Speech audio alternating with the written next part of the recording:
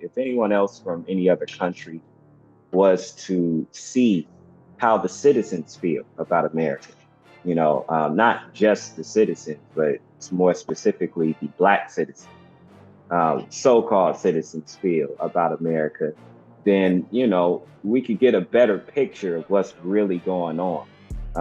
For the most part, a lot of people know that America is pretty shady, but sometimes you need some on the ground proof and evidence of that, and you need some history. So, one of the songs that have been released recently was called Dear America, and that particular song really targets a lot of the really important areas that America still has not resolved. America has shown that even with that particular history, it really hasn't shown too much compassion or a desire to basically fix any of that. So, Dear America was wrote from the heart and given by one of the great artists that we have here, Naru Kwina, and he had put together a song that makes America put a mirror up and look at itself. So, a couple of questions that I definitely want to ask in regards to Dear America, and some things that we would love to get more information on that we should be focusing on in the message of that song. So I think Wait, one of the before we first begin, questions, I gotta yeah, say that's a collaboration between Ricardo Love and I. Ricardo Love did the music, so that's a song from a project we have coming out. Naru Kwina, Ricardo Love, yet untitled. So I want to give him his props, and then also Najee, my daughter, and E from Black Nova, who appear on the song, singing the background vocals, and then Tamani from Black Gold Nation, who is the one doing the speech. So I want to give everybody their props, and then of course, brother, I can't leave you out because you did all the fantastic visuals, RBG Next sir. Gens. Uh, thanks to thanks to you and everybody and the whole Buku family. So, all right, I guess one of the first questions that we have in regards to Dear America is the audience, specifically speaking to in this song when you say Dear America. I'm really talking to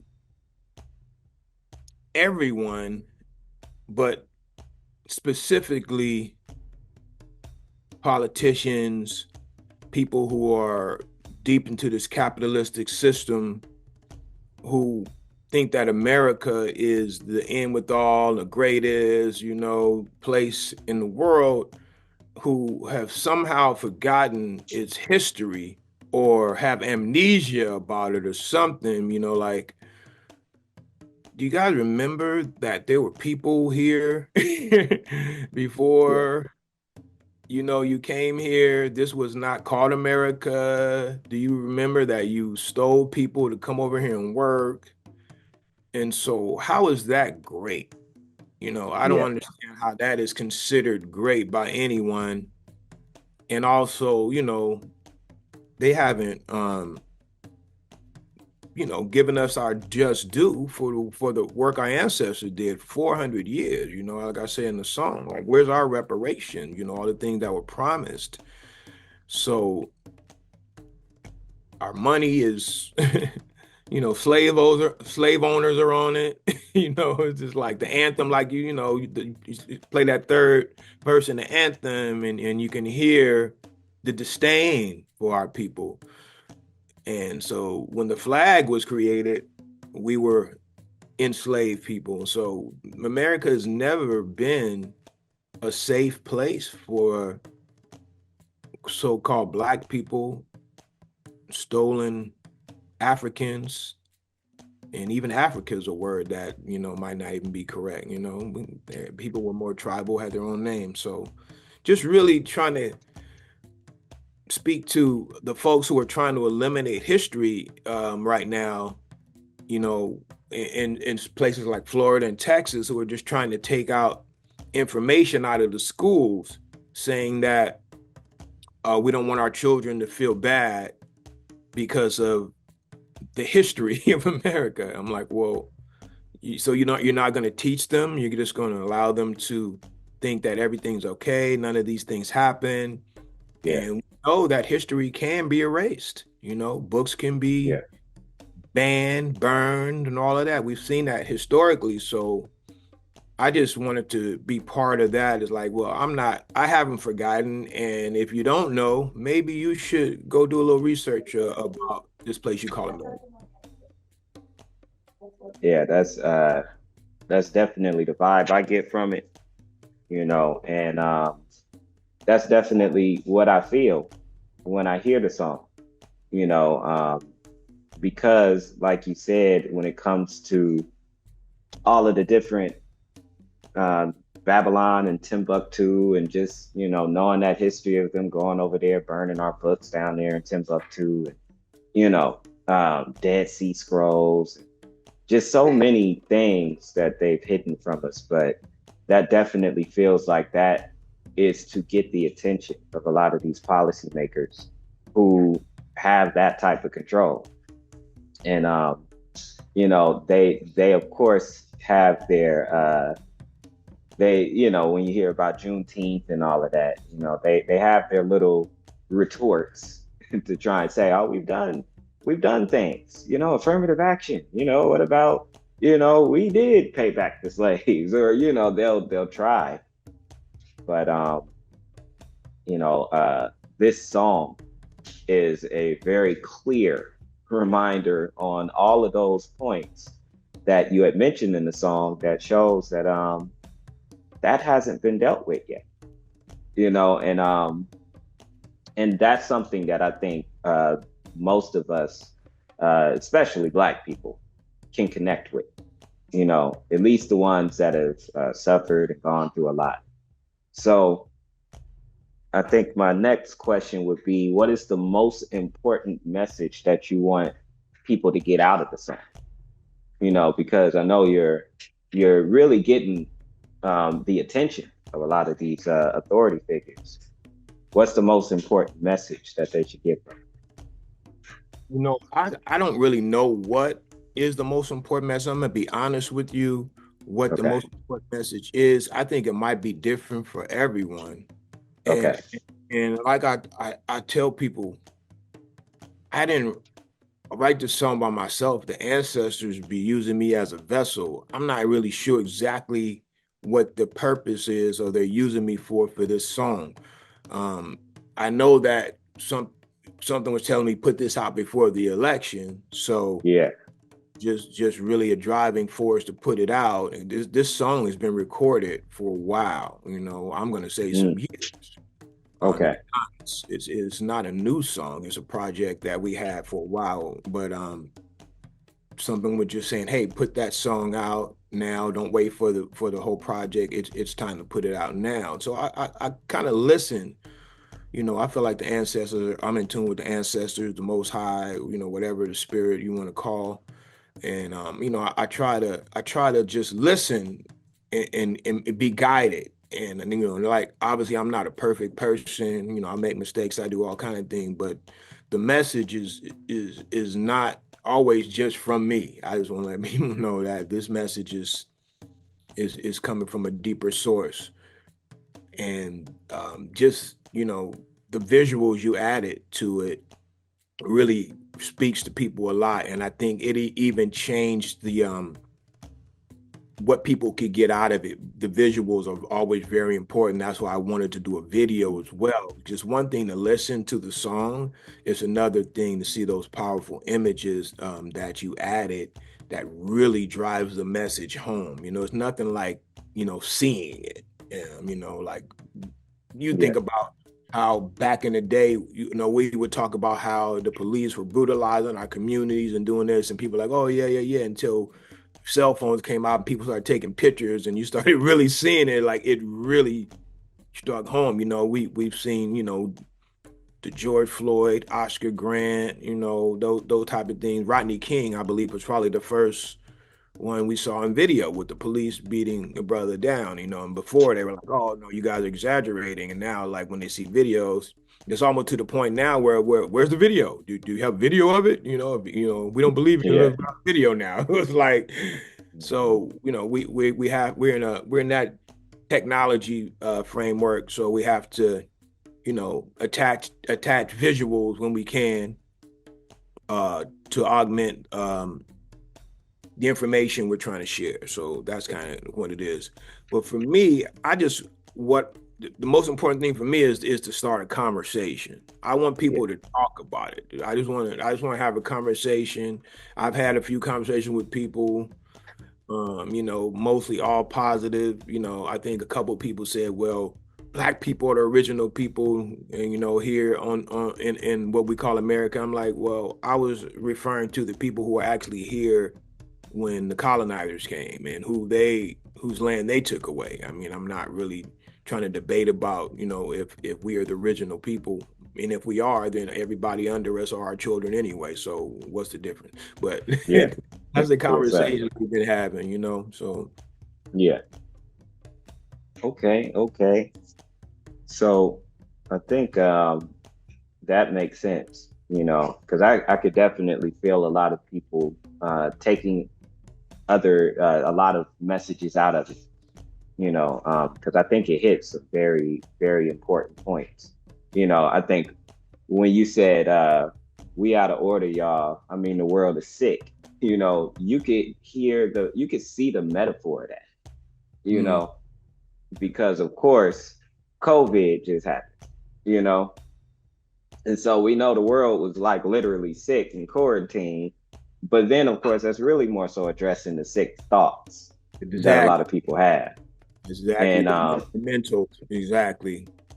I think the way that drugs are involved and all of that, I think that each point that you have put into that song is just very relevant, especially and still today, even though it was wrote years ago. So that really And it was speaks to the timing. minimalistic. It was a minimalistic approach that I Hmm. used in the song. I could have went into detail on many of those subjects and made complete songs out of many of those subjects, but I was trying to just get some of that information in that one song, but leave it open for discussion and for Yeah. people who might be even more detailed about some of these things than I am. I'm a planet first person, so I know we have one planet, and I know we're not taking care of our planet. That's why I talked about, the pollution and all of that, the Yeah. trash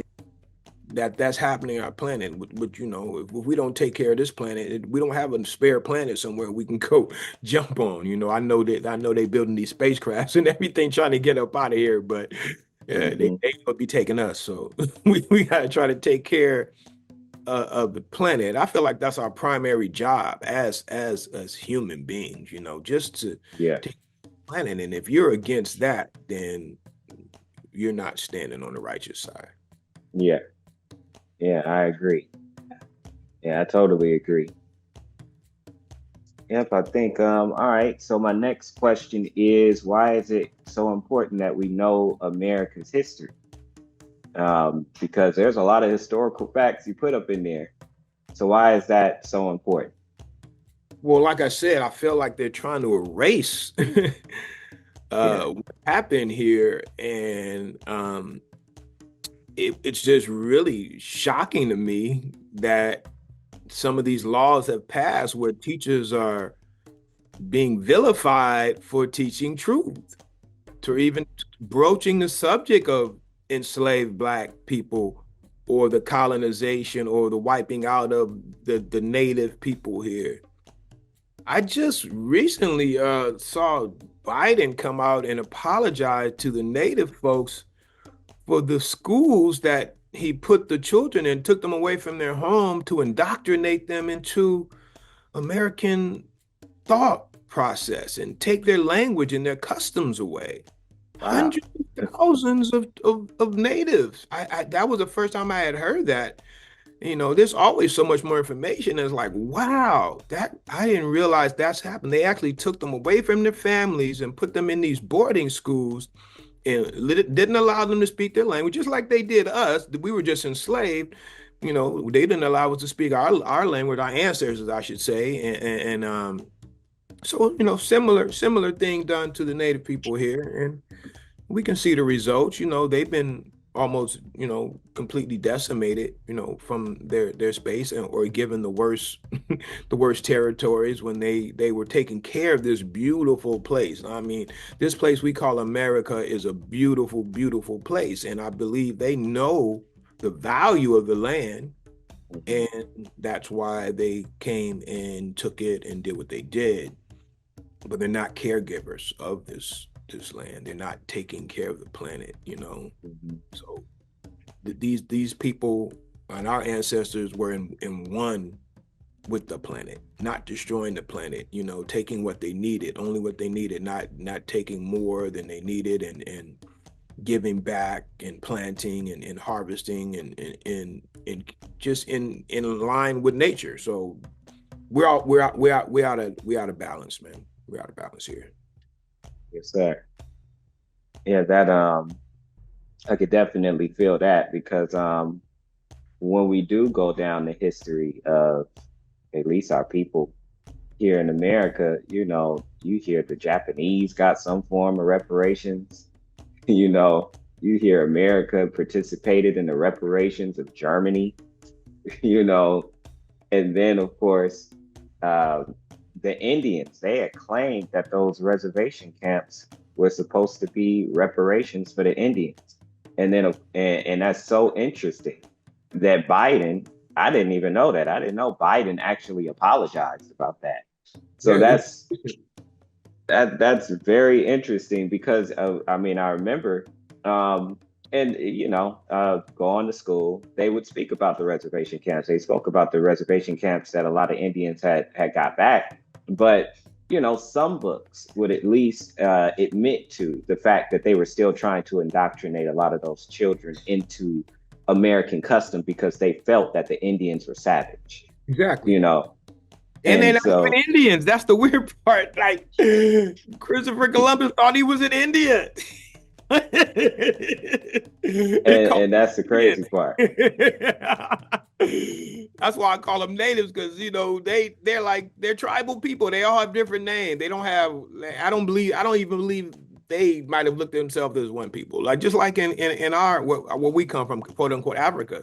There's all these different tribes. I don't, we're all humans, but they all had different tribes. And so it's just, it's amazing how, the information we learn as youth can stick in our heads. And sometimes, and most of the time, it's not even factual. Like a lot of the things aren't factual.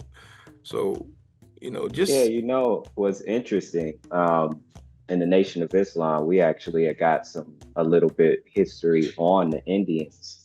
And we had actually got a little bit of history on why they were called Indians over here, which that would be another perspective because I think that whoever the people were that were the natives here, you take that into consideration, and then you take into consideration that years before, I think 16, they speak about 1600 years ago, there was some Indians in India that were actually exiled out of their mm, land, mm, specifically because they didn't want to follow the laws of Buddha. And in that time, they called them the mongrels. mm, So of course you get all into that history of the mongrels. yeah, These Indians then left. Now, many people will be like, okay, well, how did they get into America if some of these people came over to America? And the messenger, Elijah Muhammad had taught us that they took the Bering Straits. Now, this Bering Straits is going more so north of India, coming across into Alaska and coming down into America. And in that particular history there, one of the things that he had mentioned is when you see some of the customs that the Indians have, when they would take the buffalo, and each portion of the buffalo was a particular tool or a particular, uh, they had a use for yeah. each part of the particular animal. You will find that same custom right there in India. A lot of them use that same particular process. So some of them. So what's interesting is, I don't believe that there were no people in America. I know that our people are everywhere. And then Elijah Muhammad, of course, also gave us a very interesting thing in the aspect of um, when you look at the Indians, they're about as dark as we are. Yeah. So, Yeah. could they be a shade of black people? And what is the difference between the Indian and the black person? And there's so much history to go into when it comes to that, because of course we know these people, at least over there in India, especially in Africa, if we go back to Africa right now, they're not calling themselves black. These Right. people are saying, I'm Ethiopian. I don't know what you're talking about. Mm-hmm. Or I am Nigerian. I don't follow this black, Exactly. Exactly. thing that you're talking about. So even in India, some of those people may not fully understand that, hey, you're an iteration of black people over there, and you're calling yourself Indian. But there's a lot to get into with that. But what makes it interesting is when America comes over there, and America pretty much says, "Oh, those are Indians." Like, how you know? How did you know that they were Indians? Now, did some of your people, some of the history of your people actually go to India? And then did you come over to America and you recognize, oh, these are some Indians over here? Like it's so much to dig into with that. Even the history of Christopher Columbus. Right. I think people mistell the history of Christopher Columbus. You know, Not really getting the full history of exactly who he was and what he did. He actually gets a lot of blame for a lot of the Englishmen who wanted to do some things over here in America. But of course, this is all the beauty of Buku. The beauty of Buku for us is we all have unique perspectives that I think will open discussion for everyone to kind of dig into all that research. And that's The main point, that's that I think sir. and the main point I love about what Naru was speaking about was, look, this is to generate conversation. So when we're speaking about the natives, there is no doubt when America comes over here, or at least the people that call themselves American come over to this land, who gave you the nerve to call it America? Did the natives tell you, hey, this land is called America? Did they say that? Or did you come over there and tell them, oh, this is America? We're renaming this. What kind of I mean, uh I don't know the full history. I know there's a guy named Amerigo Vespucci yeah. that some people say America is named after him. I don't really know his full history. And at this point, just like Africa, like who calls it who named it Africa?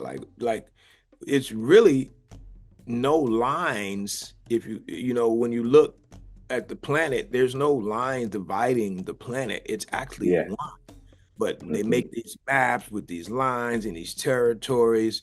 But if you're up in space and you look down, you won't see any of that. It's one mass, and it all used to be connected back a long time ago before it broke apart. You could see that it was like a puzzle, like it used to fit together. So it would be easy for people if they were walking or traveling, they wouldn't even have to get in the water if it was one landmass. You know what I mean? So Yeah. I, back in the day, migrated, traveled, whatever, and populated the whole planet at one point. But that's just another theory. But Yeah. No, that I agree with that. We agree with that, because many people would ask when, a lot of the continents separated, what do we call it?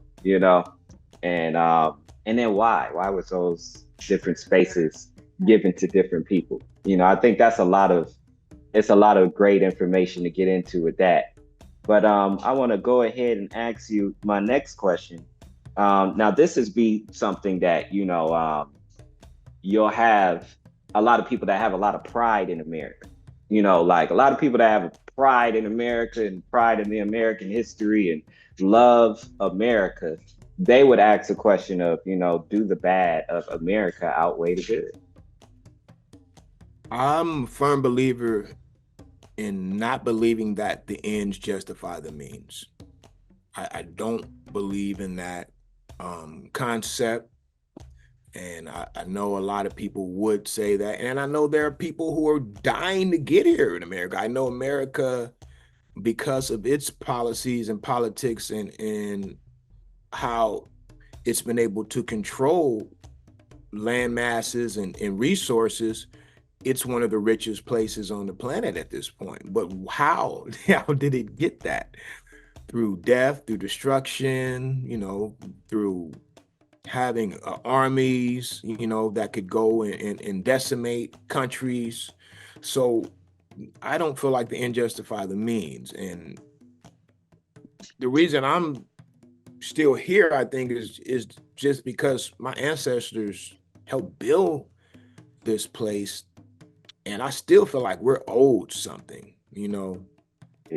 So I'm, obviously we're not speaking our original tongues, and we're not all 100% African anymore either. Like, our Yeah. ancestors raped and mixed with whatever. I mean, ultimately we're all one human race because we can procreate together, but there are differences, and obviously we had our own language and customs. Those things were taken from us. So I wouldn't even know where to begin most times. Like, what language were my people having, or were there multiple languages? I don't even know all my whole genealogy any longer.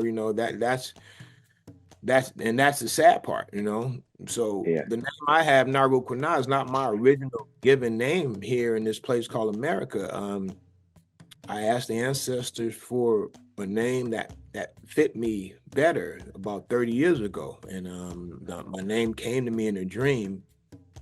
And when I awoken and said the name, it felt like a weight was lifted off of me. So Mm. it was a reclaiming. So I want to Yeah. let people know that you can reclaim, some of your ancestry. You can change your name. I actually did legally and all of that. And you can also, try to learn, another language, but you can definitely learn some of our ancient customs and practice, the oneness with the planet. I feel like just getting down in the soil, dirt, touch it with your hand and your feet, and getting grounded, is part of our legacy. A lot of our people don't want to plant and grow food any longer because they equate it to slavery, and I understand that. But I feel like that's one of the most powerful things you can ever do is grow life. Yeah. Whether it's you have the privilege of bringing life into the planet by having a child with someone you love and respect and honor. But if not that, everyone can plant something and grow something and see the beauty of life.